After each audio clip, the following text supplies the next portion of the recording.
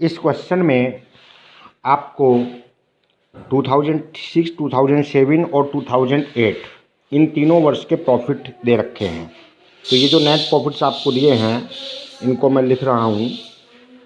2006 का net profit है 40,000, 5 का है 7 का है 50,000 एंड 8 का है 60,000, यानी 40,000, 50,000 और 60,000। ये इन 3 वर्षों के प्रॉफिट हैं। अब इसमें कुछ आइटम हमने ऐड करने हैं और कुछ आइटम्स हमने लेस करने हैं, उनको छांटना है, समझना है। तो देखिए सबसे पहला जो पॉइंट है, अगला नेक्स्ट पॉइंट है, इसमें क्वेश्चन में लिखा है non recurring income of ₹4,000 is included in the profit of 2007। यानी एक नॉन रेकरिंग इनकम आपने 2007 के प्रॉफिट में इंक्लूड की हुई है।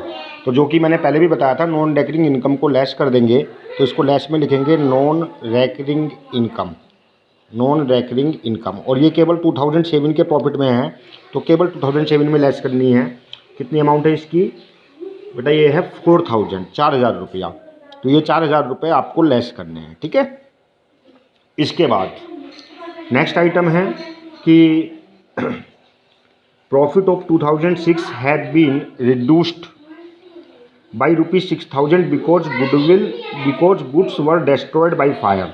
यानी कि वही माल आग से नष्ट हो गया था, 6,000 रुपये कम हो गया है 2006 का जो प्रॉफिट है। तो अब आग बार बार तो नहीं लगेगी, तो देखा जाए तो ये भी नॉन रेकरिंग क्या है, लॉस है, नॉन रेकरिंग लॉस ही है। तो नॉन रेकरिंग लॉस को लिखने के कारण आपका प्रॉफिट कम हो गया होगा, तो इसको क्या करेंगे, ऐड कर देंगे। जैसे मैंने ऊपर भी लिखा था नॉन रेकरिंग एक्सपेंसेस या एबनॉर्मल लॉसेस, तो इसको आप ऐड कर लेंगे। नॉन लॉस बाई फायर भी आप सीधे लिख सकते हैं, ऐड लॉस बाई फायर, जो अग्नि से नष्ट हुआ था। वो तो समझने वाली बात है कि ये एक तरह से नॉन रेकरिंग लॉस है। तो इसको आप ऐड करेंगे, लेकिन कौन से प्रॉफिट में? 2006 के प्रॉफिट में। और कितना था बेटा? ये था 6,000, 6,000 रुपया। तो ये 6,000 रुपया मैंने इसमें प्लस कर दिया है। नेक्स्ट आइटम है कि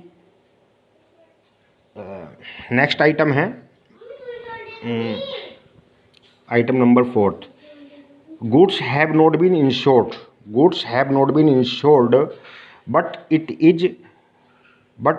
it is thought to insure them in future.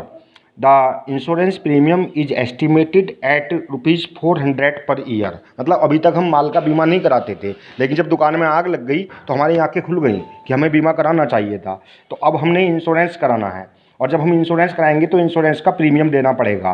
तो यानी कि एक ऐसा खर्चा हमारे लिए आगे के लिए बढ़ जाएगा जो कि हमें बार बार करना पड़ेगा।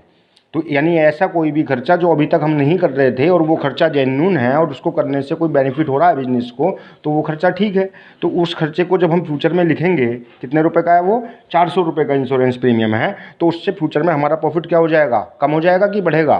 खर्चा करेंगे तो प्रॉफिट कम हो जाएगा, तो उसको फ्यूचर के लिए आप लेस करेंगे। तो इसको आप लेस कर लेंगे इंश्योरेंस प्रीमियम, और ये 400 रुपये तो अब आपको हर बार ही करने पड़ेंगे। तो ये 400 रुपये हर बार आपको लेस करने हैं। इस बात समझ में आ रही है बेटा? कोई प्रॉब्लम होगी आप मुझे फ़ोन करके पूछ लीजिएगा, कोई दिक्कत नहीं है। नेक्स्ट आइटम है बेटा reasonable remuneration of the proprietor. Reasonable remuneration of the proprietor of business is ₹6,000 per year, but it has not been taken into account for calculation of above mentioned profit। यानी जो उसका proprietor है business का, तो उसका एक reasonable remuneration, बात reasonable word दिया है उसने, यानी कि वो रेम्यूनरेशन होना चाहिए था। वो एक्चुअल में वहाँ काम करता है, 6,000 रुपये पर ईयर है वो, और वो इसमें आपने नहीं लिखा था। तो अगर नहीं लिखा था और खर्चा जेन्युइन है तो उसको अब लिखना होगा, और उससे फ्यूचर में हमारा प्रॉफिट क्या हो जाएगा? कम हो जाएगा। तो उसको भी लेस करेंगे। प्रोप्राइटर्स रेम्यूनरेशन 6,000 हर साल ये आपको लेस करना है, -6। यानी आप इसको एक तरह से कह सकते हैं कि जो गुडविल निकालते हैं वो फ्यूचर वाले प्रॉफिट पे निकालते हैं, फ्यूचर में जो होगा, ठीक है। तो पास्ट के प्रॉफिट को एक तरह से हम सही करके फ्यूचर में जो एक्चुअल प्रॉफिट होना चाहिए उसके बेस पे गुडविल का वैल्यूएशन हम करते हैं। इसके बाद ये लास्ट आइटम है, ये profit of 2008 include ₹5,000 income on investment. यानी 5,000 रुपये का इनकम ऑन इन्वेस्टमेंट इंक्लूड है, और ये कौन से प्रॉफिट में इंक्लूड है? 2008 में। तो इसको क्या करना है आपने?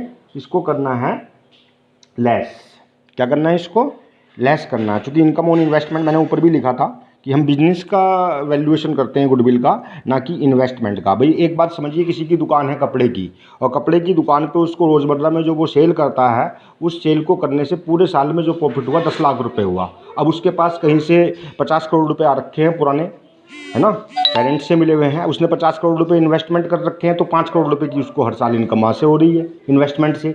तो हम जो गुडविल का वैल्यूएशन कर रहे हैं वो कपड़े की दुकान का कर रहे हैं, उसके इन्वेस्टमेंट जो पुराना मिला हुआ है उसका नहीं कर रहे हैं, ये बात समझने की है। तो इसलिए इनकम ऑन इन्वेस्टमेंट को भी लेस कर देते हैं। तो लेस कर देंगे इसको, income on investment, income on investment. ये थी बेटा 2008 में, और कितने रुपए, 5000। तो ये मैंने आपको लेस और ऐड वाले आइटम सारे लिख दिए हैं। अब इसको ऐड और लेस करने के बाद जो प्रॉफिट निकलेगा that will be actual profit. तो आप एक्चुअल प्रॉफिट इस तरह से निकाल लेंगे।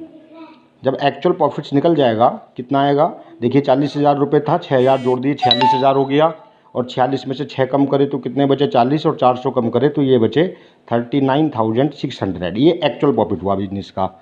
इसमें आपने 6 4 10,000 400 कम किए हैं 50 में से, तो ये भी बचे 39,600। और यहाँ पर 60,000 थे, इसमें से 6 और 5 11,400 आपने घटाए, तो 11 गए, कितने बचे 49, और 400 गए 48,600। तो बेटा ये एक्चुअल प्रॉफिट्स निकल के आपके आ गए। अब इन एक्चुअल प्रॉफिट्स को निकालने के बाद अब आप इनका टोटल कर लेंगे, total of actual profits, total of actual profits. तो एक्चुअल प्रॉफिट्स का टोटल करिए आप, ये था 39,600 यानी कि 39,600 प्लस 39,600 और प्लस 48,600 इज इक्वल टू 6 2 6 18 का 8 हासिल लगा 1, 8 1 9 9 18 9 27 का 7 हासिल लगा 2 4 6 3 9 3 12। ये हुआ 127,800, 127,800। अब आप इसका ले लीजिए average, average of actual profits, average of actual profits, जिसको हम क्या कहेंगे बेटा, AAP। तो AAP अब आप कर लीजिए। तो आपने कितने ईयर्स का प्रॉफिट ऐड किया था, 127,800 divided by 3 is equal to 3 चौक 12, 3 दूनी 6, 1 और 8, ये हुए 3 छंग 18, 42,600। That will be actual average profit. ये आपका AAP निकल करके सामने आ गया है। अब हमने गुडविल का वैल्यूएशन करना है। तो गुडविल का फॉर्मूला मैंने आप लोगों को बताया था कि goodwill is equal to AAP into number of purchasing years. Number of purchasing year आपको क्वेश्चन में दे रखे होंगे, परचेजिंग ईयर्स। तो AAP कितना है, 42,600 into number of purchasing year. Question से देखिए तो ये लिखा है कि गत 3 वर्षों के लाभ के 2 वर्ष के क्रय के आधार पर, इंग्लिश में भी लिख सकते हैं ये 2 ईयर्स परचेज। ओके, तो 2 ईयर्स से मल्टीप्लाई करिए, ये हो गया 42,600 इंटू 2 इज इक्वल टू 85,200। तो ये बेटा आपकी गुडविल निकल करके आ गई। ये हुआ आपका फर्स्ट मेथड, जिसको बोलते हैं आप एवरेज प्रॉफिट मेथड। ये आपका आंसर हो गया बेटा। ओके, ध्यान से समझिएगा, कोई प्रॉब्लम हो तो मुझसे पूछिएगा।